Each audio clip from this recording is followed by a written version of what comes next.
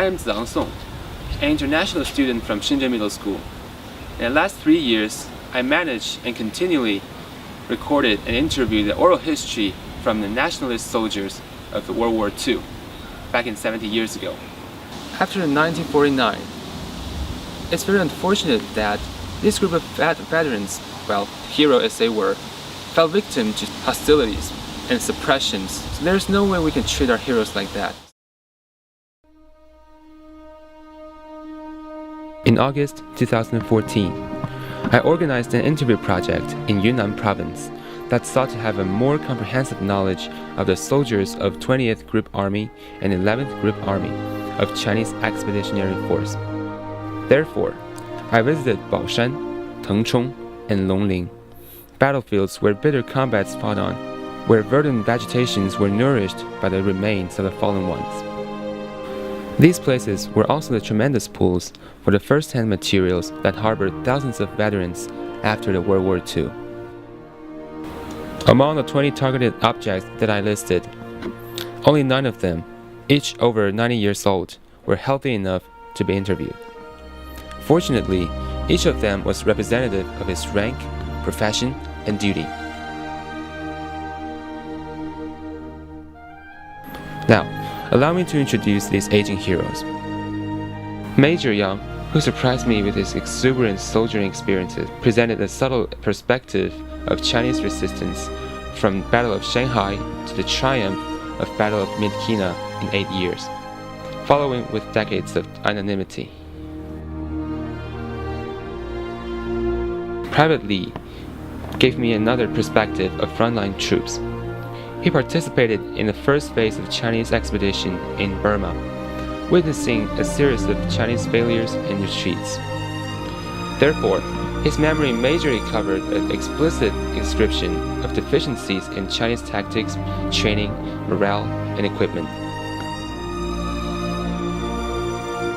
Private Tsai recalled the war from his perspective as a battle engineer. His contribution included building the Burma Road along the sinuous tracks in Yunnan mountains.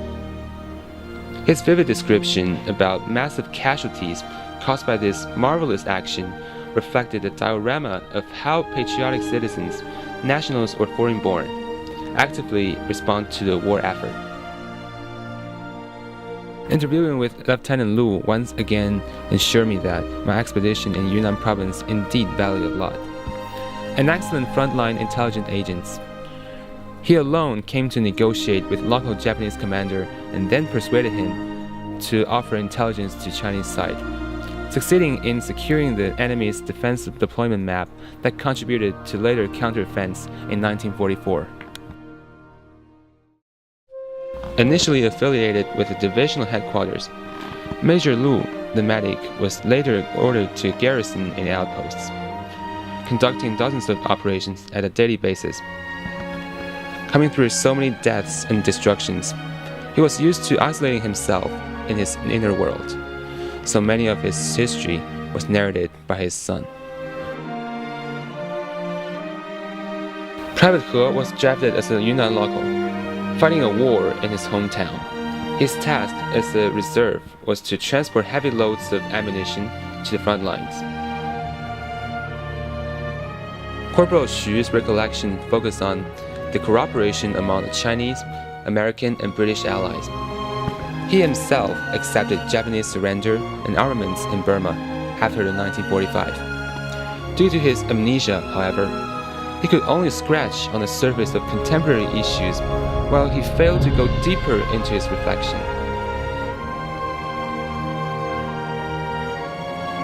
Similarly, the situation also happened on the Lieutenant Zhang, as she tried, but due to her age, merely draw out an invasive pattern of her military career.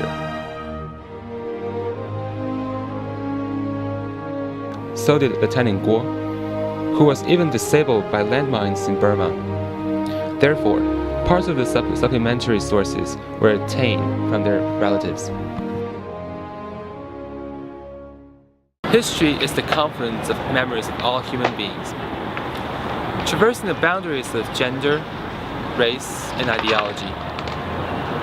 It should be preserved and delivered back to everyone objectively. The restoring history of the nationalist soldier is far more than a scratch on others' privacies, because it also indicates the retrospection of Chinese citizens of their pasts. In the meantime, collecting the oral histories from a Chinese expeditionary force, I am also starting off my own expedition to the truth itself.